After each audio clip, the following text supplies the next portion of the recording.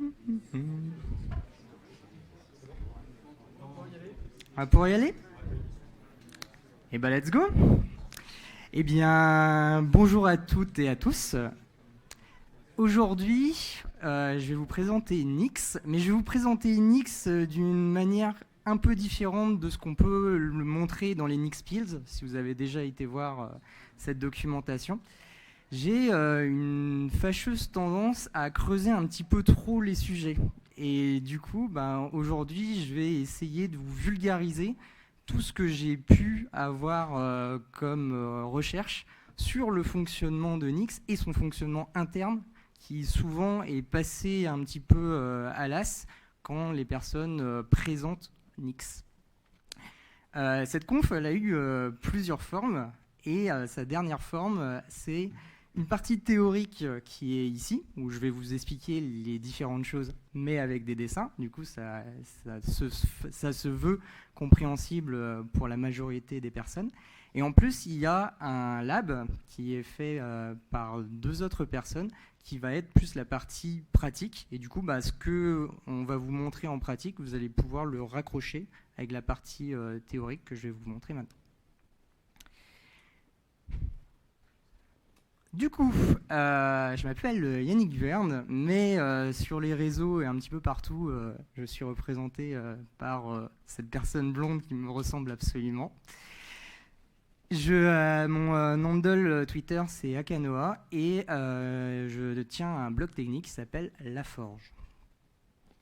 Je bosse pour une boîte qui s'appelle Clever Cloud. Donc très rapidement, Clever Cloud, c'est une boîte qui s'occupe de faire du déploiement d'applications et de leur maintien en conditions opérationnelles. Si vous voulez plus de détails, notre stand est à côté de la bouffe. Donc venez nous voir. En plus, on a des t-shirts.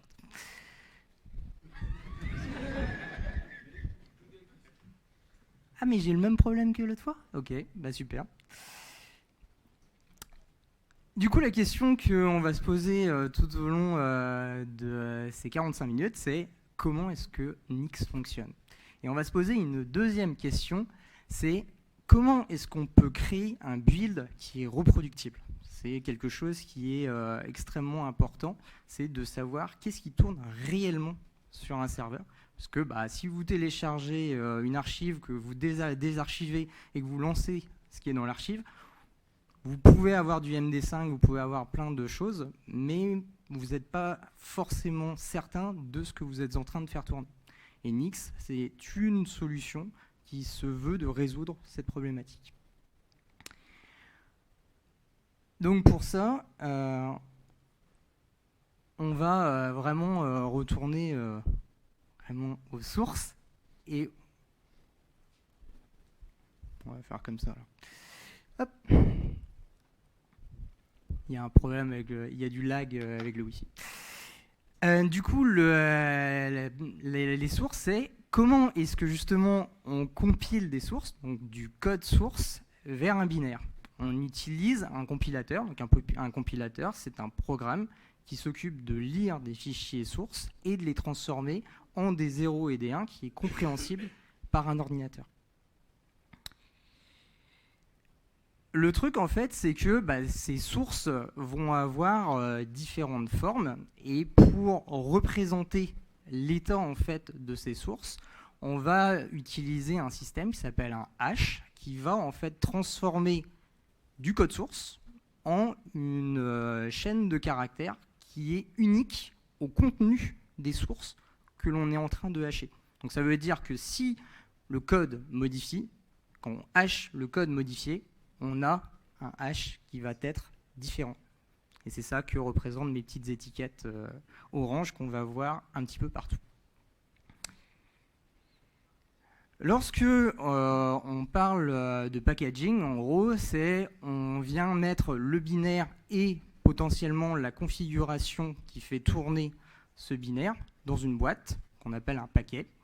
Et ce paquet, par exemple, on va l'appeler A. Une fois que ce paquet, on a mis ce qu'on avait besoin dedans, on va venir étiqueter ce paquet avec le hash de ce paquet. Donc ça, c'est comment est-ce que l'on va définir qu'est-ce que contient ce paquet sans avoir besoin de l'ouvrir, puisque l'étiquette nous permet de savoir qu'est-ce qu'il y a dedans. Sauf que, vu qu'on étiquette le paquet avec un hash du binaire, si le fichier de configuration qui est à côté a bougé, en fait, l'étiquette, elle, ne va pas bouger, parce qu'on n'a pas pris en compte le fichier qui est à côté, et avoir modifié, par exemple, la configuration d'un logiciel va modifier le comportement aussi de ce logiciel quand on va le lancer. Et nous, on veut avoir quelque chose qui se veut reproductible. Et reproductible, ça veut dire qu'on doit être capable d'un environnement A à un environnement B de pouvoir avoir le même comportement.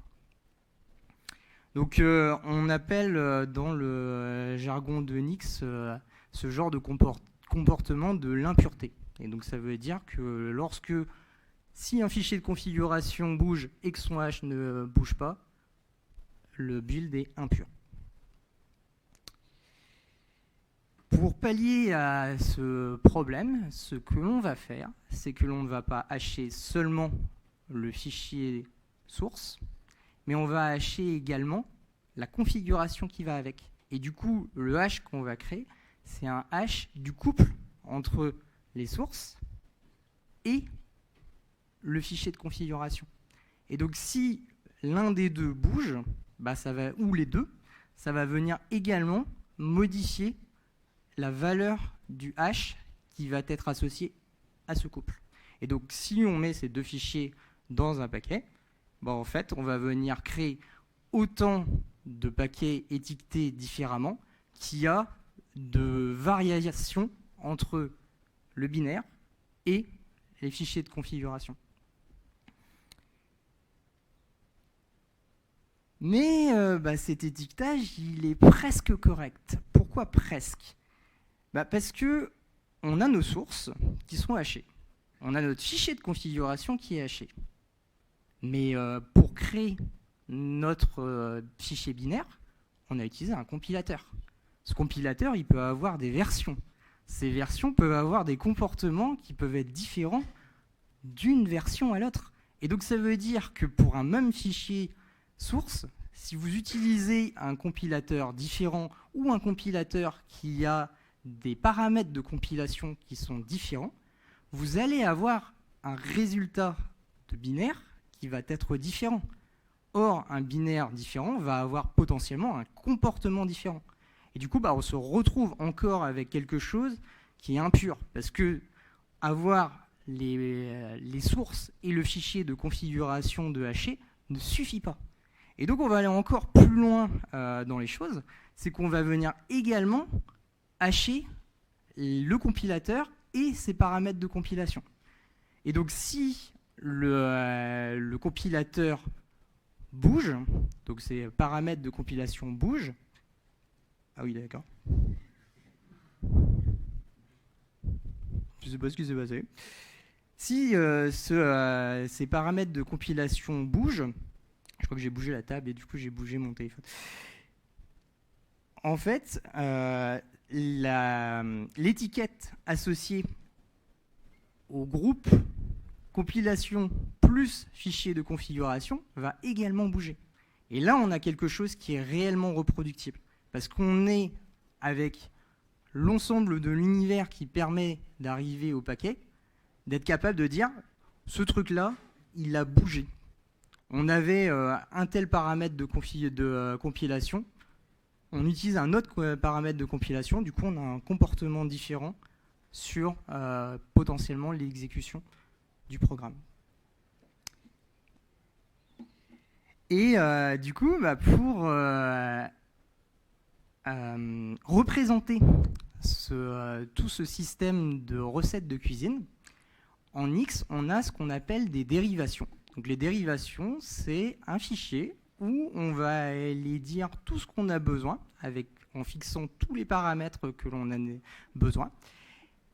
Et à partir de ce fichier de configuration, on est capable de créer ce qu'on appelle une réalisation qui va venir, à partir de cette dérivation, venir créer le paquet en allant exécuter par exemple la compilation du fichier source avec le bon compilateur et venir chercher la configuration et le mettre avec le bon état dans le paquet. Et donc, une dérivation qui a un hash donné donnera systématiquement le même hash pour le paquet en ayant la certitude que ce qui est dans le paquet est représenté par ce qui est dans la dérivation. Donc lire la dérivation revient à savoir ce qu'il y a dans le paquet. Puisque le système impose que forcément ce qui est dans le paquet est ce qui est dans la dérivation.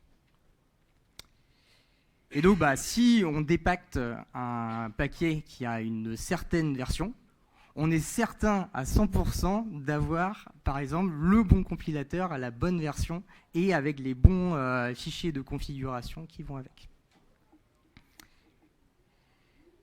Et ce qui est cool, c'est que les dérivations, elles peuvent se faire en cascade. Et du coup, on peut utiliser la dérivation de quelque chose pour créer une dérivation qui utilise encore autre chose.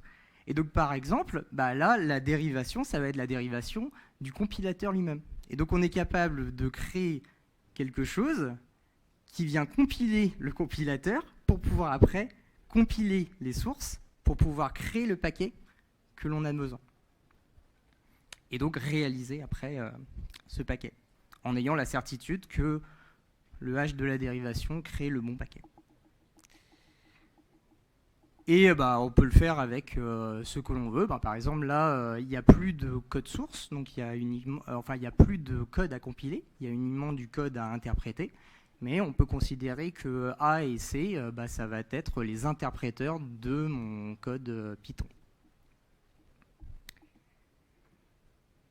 Donc si on résume, on va avoir une collection de dérivations qui peuvent être associées à une collection de fichiers. On crée un hash global de tout ça. Ça va nous créer une étiquette. Cette étiquette va nous permettre de nous renseigner sur ce qui va être fait dans le paquet. Et de l'autre côté, on a toutes nos réalisations, toutes nos dérivations, nos fichiers de data, notre dérivation. On réalise la dérivation, ça crée le paquet. On l'étiquette avec le hash que l'on a généré à partir de notre collection de dérivations et de données. Et ainsi, on est capable d'avoir quelque chose qui est entièrement reproductible. Pour obtenir le paquet, on peut avoir différentes façons d'arriver à nos fins. Donc, on peut réaliser la dérivation et du coup faire le build sur notre machine. Mais on peut également télécharger ce paquet depuis Internet ou utiliser un cache local si on a déjà réalisé la dérivation précédemment. Et comme tout est étiqueté à une version, on a toujours la certitude de manipuler ce que l'on voulait réellement manipuler et non pas quelque chose qui serait inconnu. Et donc, l'ensemble de ces trois méthodes amène bien à avoir le compilateur que l'on désire.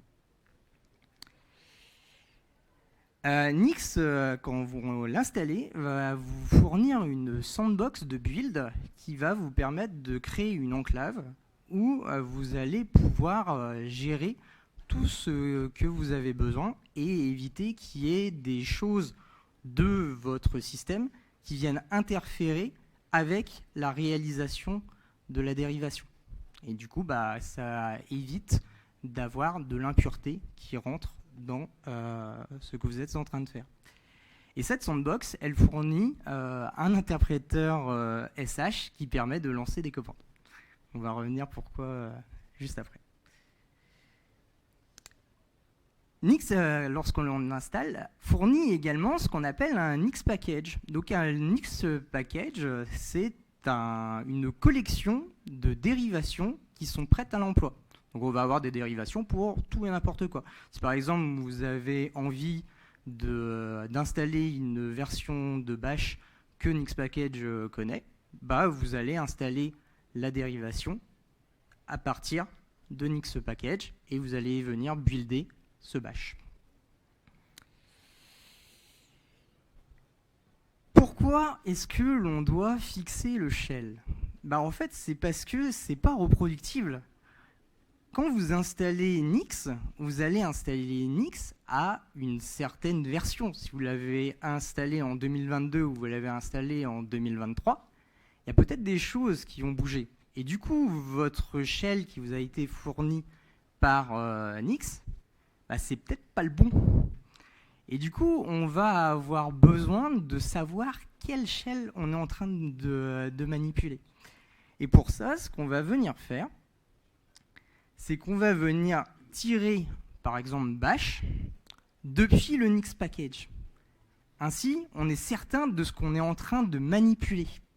Mais on ne sait toujours pas quel Nix package on est en train de manipuler. Est-ce que c'est le Nix package en version 22.04, 23.10 ou 1995? On n'en sait rien. Et comme Nix package n'est qu'une collection de dérivations, ces collections de dérivations, c'est un espèce de snapshot sur un état de build qui a été fait au moment où cette collection de dérivations a été faite. Et donc pour ça, en fait, on va venir définir quelle version de Nix package on veut utiliser pour venir tirer la version de bash que l'on veut utiliser. Et le double effet, c'est que comme on a fixé Nix package, on a également fixé la version de dérivation que l'on va tirer pour le compilateur. Et donc on a fixé l'intégralité de l'univers pour ce build. Et donc ça, ce que ça veut dire, c'est que si vous prenez la dérivation Hello World qui est en bas, vous la mettez sur une machine A ou sur une machine B, quel que soit le système d'exploitation, quel que soit l'âge de la machine, il aura toujours le même comportement, puisque tout est fixe dans ce que vous voyez sur le dessin.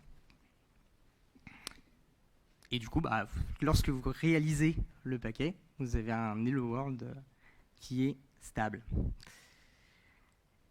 Mais en fait, builder tout, c'est un peu compliqué. Du coup, il y a ce qu'on appelle un binary cache. Et ce binary cache, qui s'appelle, il y a cache NixOS, mais il y en a d'autres, est alimenté par une gigantesque CI qui s'occupe de builder les dérivations de tous les paquets qui sont dans le Nix package. Et donc lorsque vous avez besoin d'un paquet, en fait, il a déjà été buildé. Il a déjà été buildé à une certaine version, et du coup, il est étiqueté à une certaine version, la version qui correspond à la version du Nix package, ici la 21.11. Mais ça va plus loin que ça. C'est qu'on est capable de builder une matrice de Nix package sur une matrice de cible de CPU. Parce que si vous compilez sur du x86 ou du ARM, les binaires que vous allez compiler ne vont pas être les mêmes. Et du coup, ne vont pas tourner sur votre système. Et donc, ce système-là va s'assurer d'avoir du cache pour ce que vous avez besoin. Et du coup, ça crée la matrice de build qui est là. Et donc, lorsque on build avec du cache, ça va nous éviter aussi un petit problème d'œuf ou de la poule de j'ai besoin d'un compilateur pour compiler mon compilateur, mais bon, j'ai besoin quand même d'un compilateur. Le fait de pouvoir récupérer du cache et d'être certain de ce qu'on récupère du cache nous évite d'avoir besoin de builder la dérivation du compilateur. Et du coup, on utilise Hydra pour aller récupérer, enfin cache, pour aller récupérer le paquet compilateur, on le dépacte, on récupère le compilateur et on l'utilise pour faire ce qu'on a besoin de faire, c'est-à-dire la dérivation du Hello World. Du coup, on résume en partant par le bas. Lorsque on a besoin de créer une dérivation ou d'utiliser une dérivation, soit c'est le dev qui l'écrit, donc ça c'est une autre partie de Nix et Nixlang qui est un peu plus compliquée à expliquer, soit on la télécharge d'un Nix package qui a été fixé ou qui n'a pas été fixé, c'est en fonction des besoins que vous avez besoin. On peut également, si le cache existe et la clé de cache bah, c'est le hash du paquet que l'on a besoin. Comme on a la certitude de ce qu'on est en train de manipuler, bah, on peut utiliser ce hash comme étant la clé de cache. Si ce cache existe, bah, on va l'utiliser directement et on va dépacter et ça va marcher. Lorsque soit on l'a téléchargé depuis le cache pré-build ou que l'on a réalisé la dérivation, on va venir mettre ces informations dans le cache local.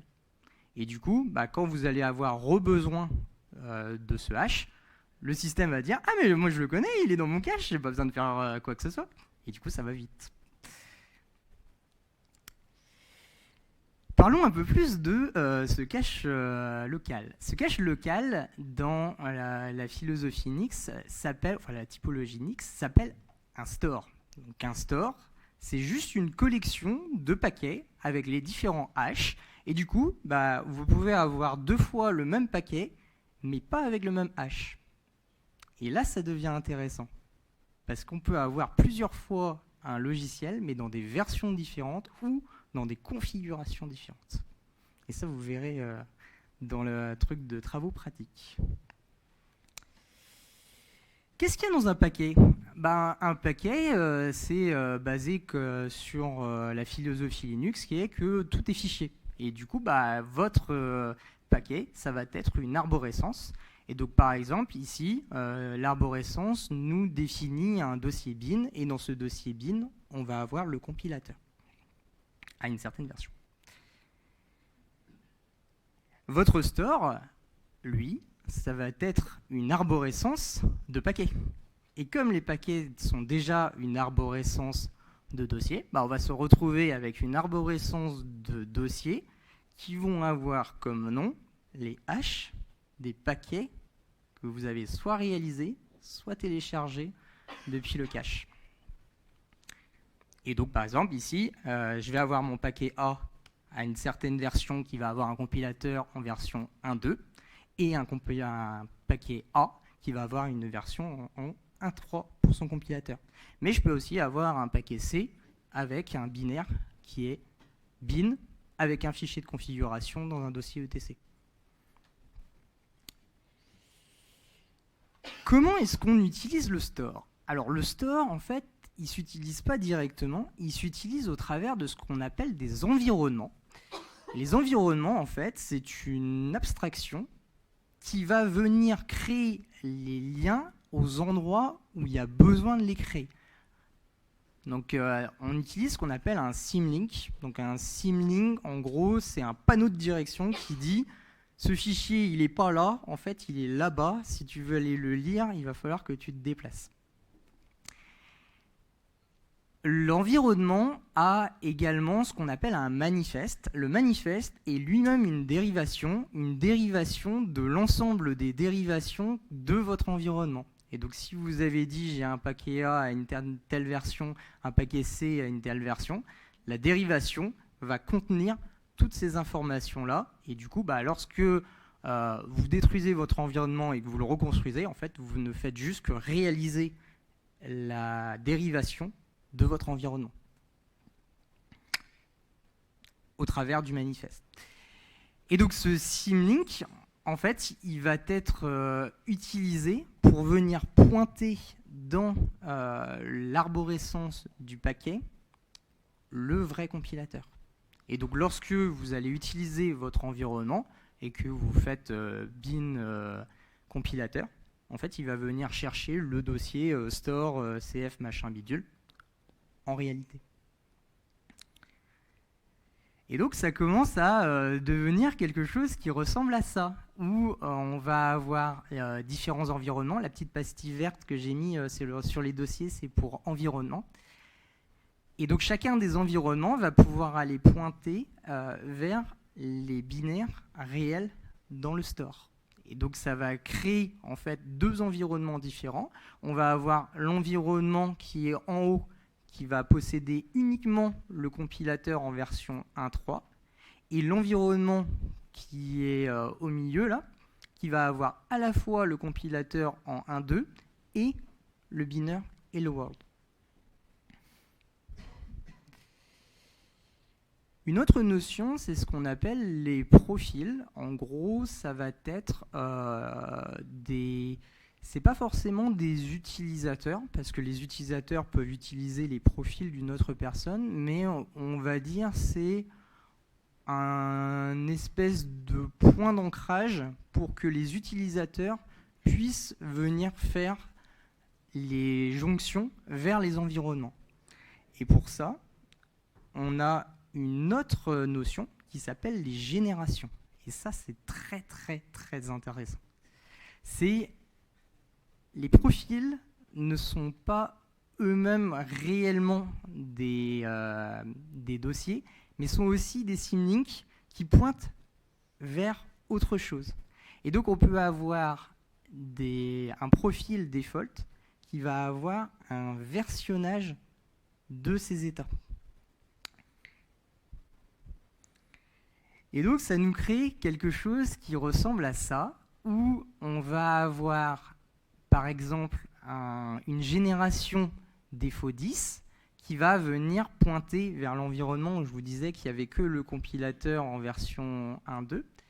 Et on va avoir une génération défaut 11 qui va venir pointer vers l'environnement qui a à la fois le compilateur et le Hello World. Et ça va être super intéressant dans quelques slides. Et étant donné qu'on peut avoir plusieurs profils, on peut créer plusieurs arbres de génération qui vont eux-mêmes avoir leur embranchement vers les différents environnements. Et donc si on résume, on va se retrouver à avoir des utilisateurs qui vont venir pointer vers des profils qui vont eux-mêmes venir pointer vers différentes générations, qui vont eux-mêmes venir pointer vers les vrais binaires qui sont installés dans le store.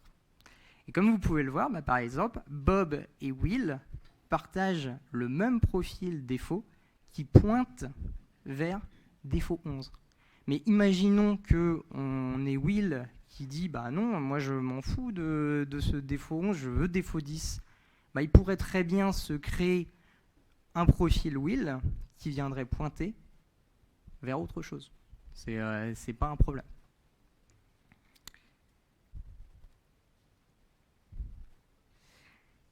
Et du coup, une petite étude de cas pour terminer mes explications.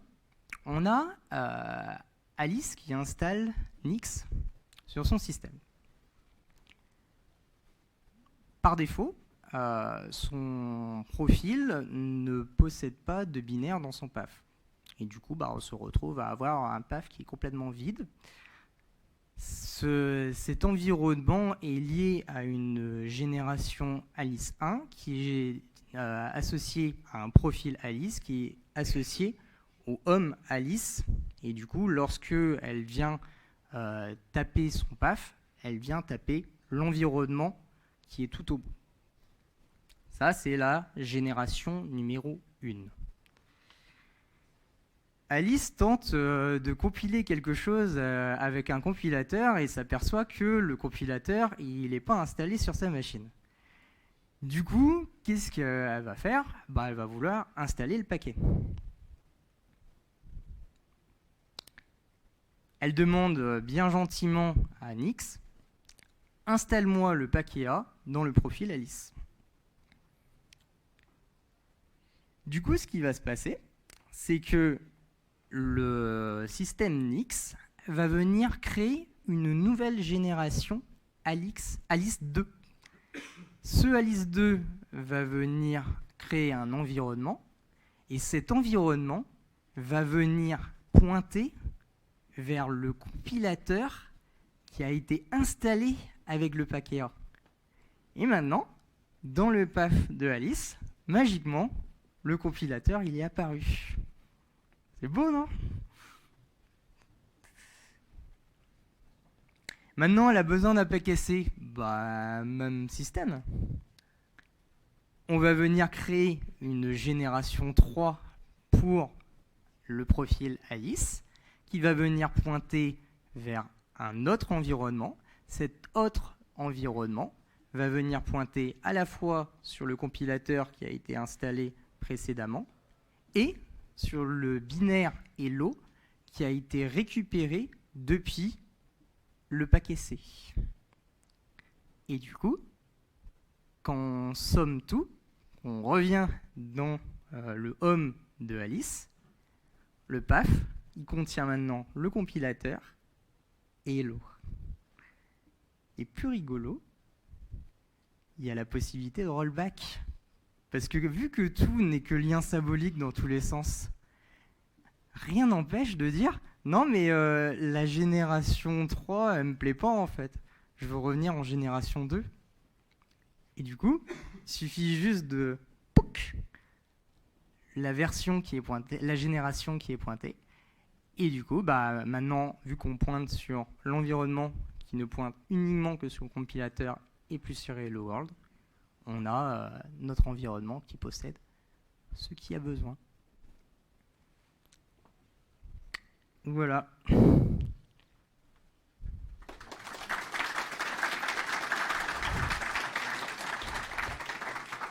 Normalement, j'ai ménagé du temps pour les questions, donc bah, n'hésitez pas si vous en avez.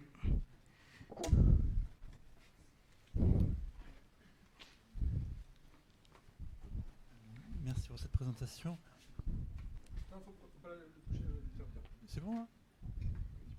Ok. Est-ce qu'il y a un impact sur l'OS En fait, vu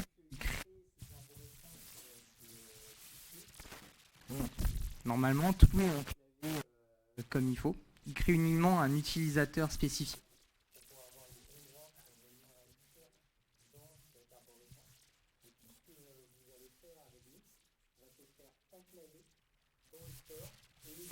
Certains autres fichiers dont j'ai tel nom, mais c'est vraiment quelque chose qui est fait pour ne pas impacter le système.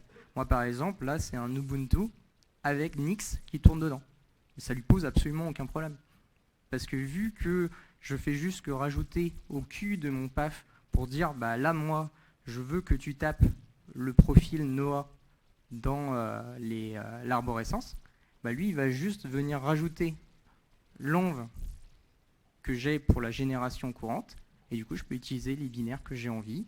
Et si j'ai envie d'avoir des environnements pour le développement, ce que vous allez voir dans le truc pratique, je vais avoir un autre environnement qui va être spawné avec tout ce qu'il faut, sans que ça vienne empiéter soit sur mon environnement de day-to-day, soit sur l'environnement de Ubuntu.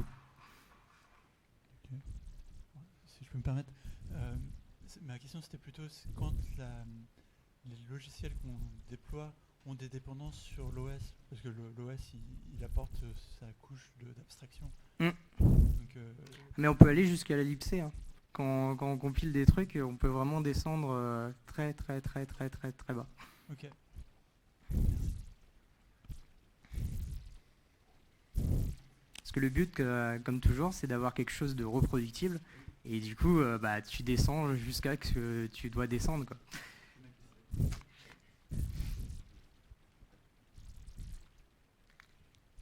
Pas d'autres questions? Si? Ouais, merci. Je voulais savoir, toi, dans ton cas, quel cas d'utilisation tu as de Nix dans ton quotidien? Mon cas d'utilisation, c'est uniquement principalement pour créer des environnements de développement, pour pouvoir avoir plusieurs versions du même logiciel. Moi, je suis développeur Rust à la base, et parfois, j'ai envie de tester mon code sur différentes versions de Rust, avec tout ce que ça comporte de complexité d'avoir plusieurs trucs qui tournent en même temps. Et du coup, j'ai plusieurs versions de Rust C avec plusieurs versions de Cargo. Et je peux tester pour voir si le code que je suis en train d'écrire ne pète pas sur des versions plus anciennes de Rust. Je vous rassure, souvent, c'est pas le cas parce que Rust est bien fait.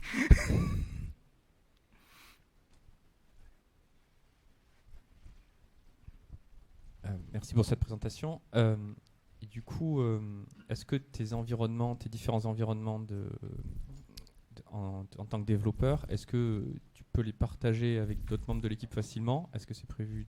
Oui, tu passes la dérivation à une personne. Il la réalise et il a le même environnement que toi. Et c'est quelque chose que, du coup, c'est un fichier que tu peux committer par exemple sur un Oui. repo? Ok, d'accord, merci. Là, c'est une autre partie.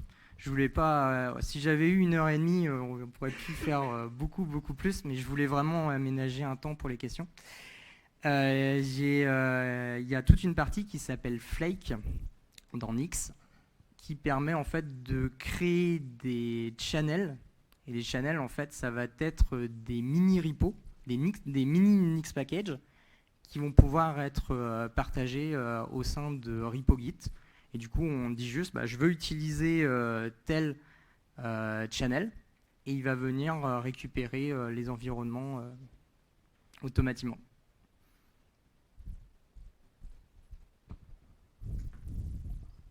Merci pour la présentation. Au niveau du cache, il y a un moyen justement de partager le cache entre différents nodes de compilation? Oui. Ou comment ça se passe? Oui, il y a tout un système qui permet de servir les stores pour pouvoir avoir une machine très très puissante qui crée le build et une autre qui va venir utiliser uniquement en téléchargeant un petit peu comme on pourrait le faire avec du torrent ou ce genre de conneries, et utiliser le paquet sans avoir besoin de le builder et en ayant toujours la certitude de ce qu'on est en train de télécharger parce qu'il a la clé de cache et du coup il va chercher le cache au bon endroit et ainsi de suite et ainsi de suite. Merci.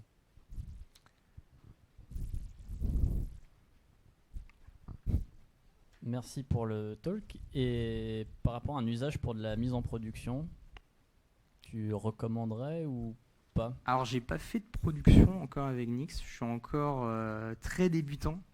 C'est justement ça pour la raison de pourquoi je fais une série d'articles en fait sur Nix où je rentre beaucoup plus dans le détail. Donc si vous avez envie d'aller voir sur La Forge, il y a 6 articles où je descends vraiment beaucoup trop bas dans le fonctionnement de comment on écrit une dérivation.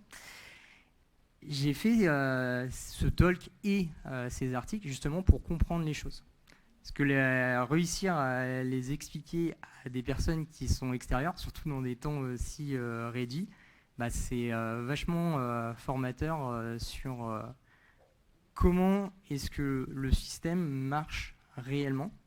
Et lorsque j'aurai vraiment tout compris, là je pourrais penser à se dire « Ah tiens, peut-être qu'on se mettrait sur quelque chose ». À Clever, il y a un projet d'avoir un runtime Nix, justement, pour pouvoir proposer aux personnes d'utiliser la dérivation. Il pose sa dérivation dans un repo Git, et il lance, et ça crée ce qu'il y a besoin au sein de la VM, de manière reproductive. Ok, parce que ça c'était une question justement, on veut peut-être pas forcément compiler de la même façon entre quand on fait du dev, quand on fait préparer un binaire pour de la prod. Donc ça donne des dérivations différentes, mais qui du coup, ce que tu réaliserais en prod serait pas la même chose que tu aurais testé. Tu pourrais avoir des différents hashes pour les paquets que tu fais en dev. Si par exemple tu as les symboles de développement qui sont activés, tu vas avoir une dérivation qui va être différente de la dérivation de production. Ok, merci.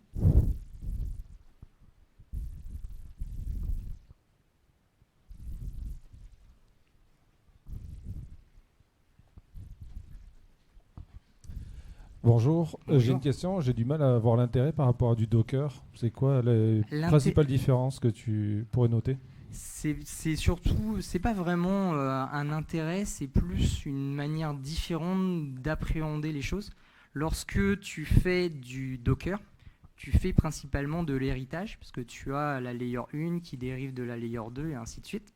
Alors que lorsque tu fais du Nix, tu es plutôt dans la notion de composition. Tu prends un truc A avec un truc B et tu composes les deux pour te créer un truc C. Docker, c'est vraiment du vertical où tu vas venir empiler les choses et du coup, tu es dépendant de l'intégralité de ce qui est au-dessus. Et non, alors que pour Nix, tu peux vraiment prendre tout ce que tu as besoin pour créer ta recette plus facilement.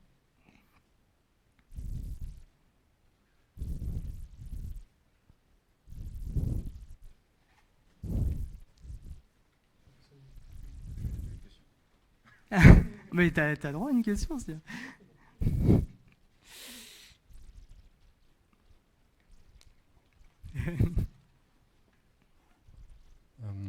je reviens sur la partie des stores. Donc, si j'ai compris, le store, c'est à la fois des binaires et à la fois de la config. C'est ça? Ouais. Enfin, ton package, tu as de la config et un binaire. Si je modifie une config, ça me fait un nouveau package. C'est ça. Et du coup, comment c'est géré au niveau du store? Ça te fait 2 stores différents, mais avec un même binaire? Ou est-ce que tu passes sur la partie Ça va vraiment te génération? créer 2 paquets différents. Et du coup, dans ton arborescence, tu vas avoir 2 choses différentes. Ah bah, du coup, j'aurais 2 binaires qui seraient. Tu as 2 les mêmes. binaires identiques, D'accord. mais tu n'as pas la même configuration dedans. Donc quand Ouais. tu l'exécutes, tu vas aussi l'exécuter avec les chemins qui sont dans le paquet. Ouais, d'accord. Mais tu peux te retrouver avec 2 binaires qui ont le même hash sur le binaire, mais pas sur la config. C'est ça. Ok. Parce qu'il faut vraiment avoir à l'idée, c'est que une fois que tu fais la construction de ton environnement, ce qui est ici, enfin ce qui est là, c'est la combinaison de tout ce que tu vas avoir de pointé sur ton environnement. Donc si ton fichier de configuration a bougé, il a bougé aussi pour ton environnement.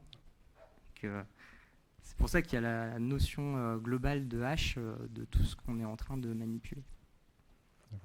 Et dernière question, c'est il faut de l'espace disque pour tout ça?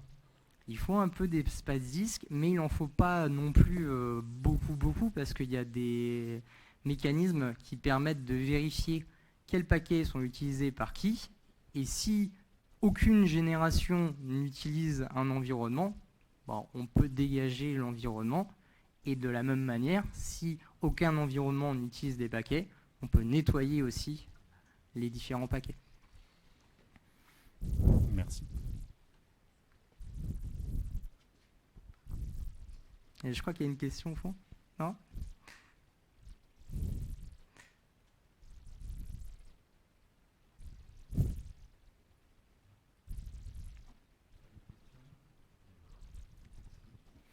Merci beaucoup.